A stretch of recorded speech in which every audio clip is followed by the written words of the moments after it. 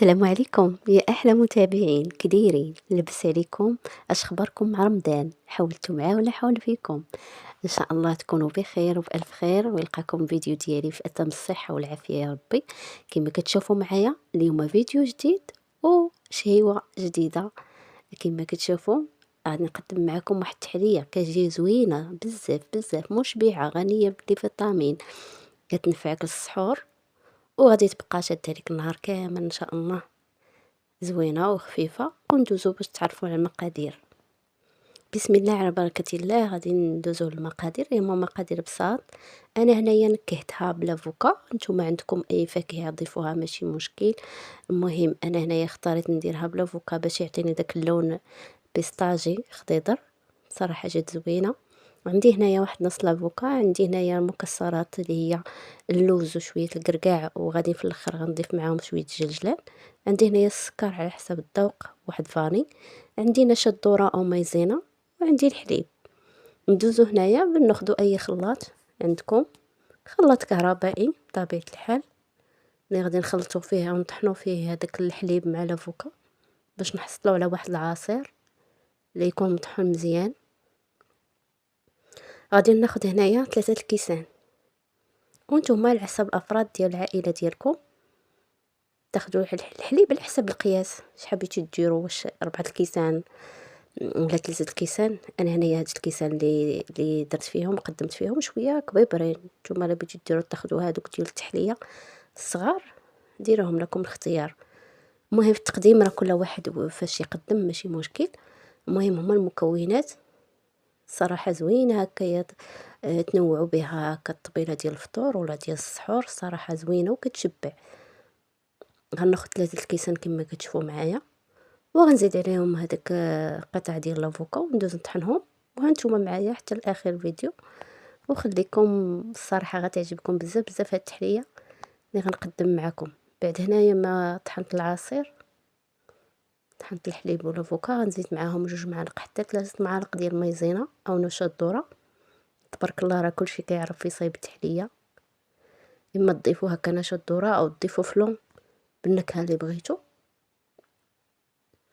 ولكن الصراحه هنايا بالنسبه انا سهلتها بالنسبه للناس يعني اللي عندهم مايزينا هكا يستعمل غير هاد نشا الذره، صراحه زوينه ودغيا كتوجد.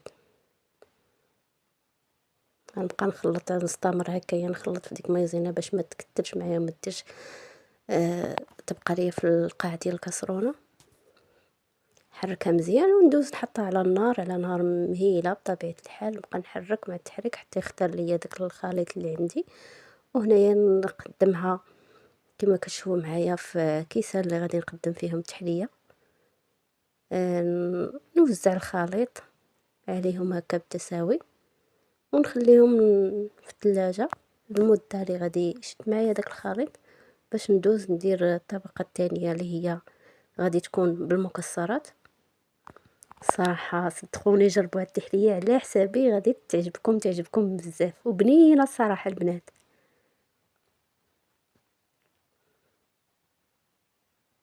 وغادي ندوزو بعد ما خليتها في الثلاجه حتى شده، يعني شده داك الخليط في راسو. غندوز دابا بعد ما طحنت اللوز والكركاع وزدت عليهم واحد 2 معالق كبار ديال الجلجلان.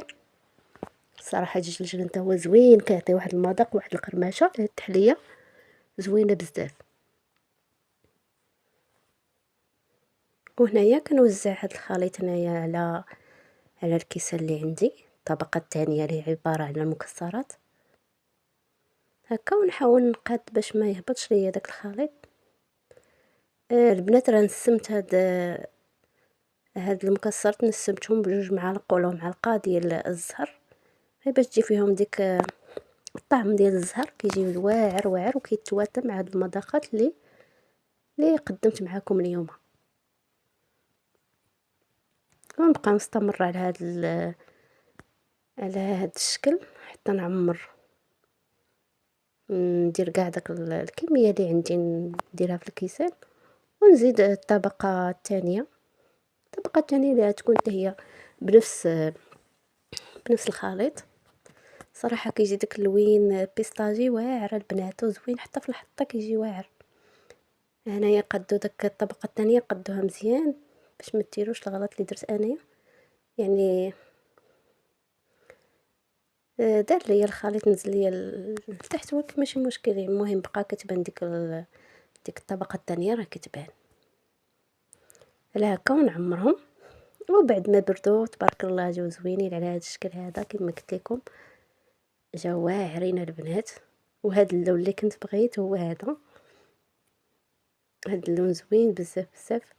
وغادي ندوز نزينها هنايا بداك، بقى ليا شويه ديال الخليط مع داك المكسرات اللي هرمشت معكم.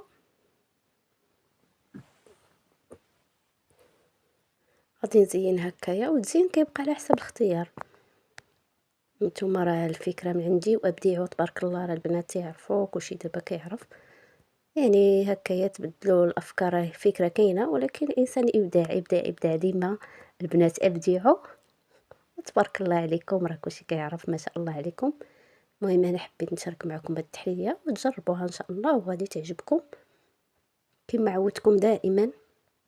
نشارك معكم اي حاجه عجبتني واي حاجه جربتها ونفعتني وجاتني بنينه صراحه، بغيتكم نتوما تجربوها. هكا كنزين بالقطع ديال البنان. ولا شاطت لكم هكايا عندكم لافوكا، قطع ديال لافوكا من الاحسن. حيت انا ما بقاتش عندي، هكا زينتها، اخترت نزيتها بقطع البنان. صراحه جات زوينه البنات على هذا الشكل، وكنقدمها على هذا الشكل. نخليوها مازال تبرد شويه،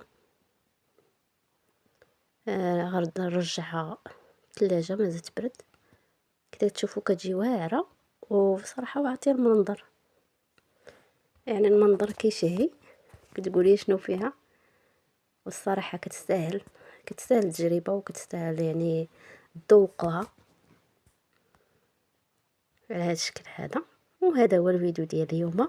كنتمنى الا وصلتوا حتى لهنايا ما تنسونيش بجيم ومن تعليقاتكم زوينه، من بارطاج العائله الاصدقاء والاحباب ديالكم. وهنايا ندوزو للتذوق. كما كتشوفوا معايا انا فرحانه بهاد التحليه، حيت قالت لي زوينه صراحه وعجبتني. وغندوز للتذوق هنايا. بعد ما تذوقتها الصراحه طحت على الكاس حتى كملته، ما قدرتش نقاوم الطعم الزوين اللي كان فيها. وصراحه بنينه، يعني انتي كتاكليها وديك القرمشه ما كتسخيش بها ديال المكسرات. على هذا الشكل هذا كتجي بحال زعزع. نتمنى الفيديو يعجبكم وشكرا بزاف للمتابعه ديالكم.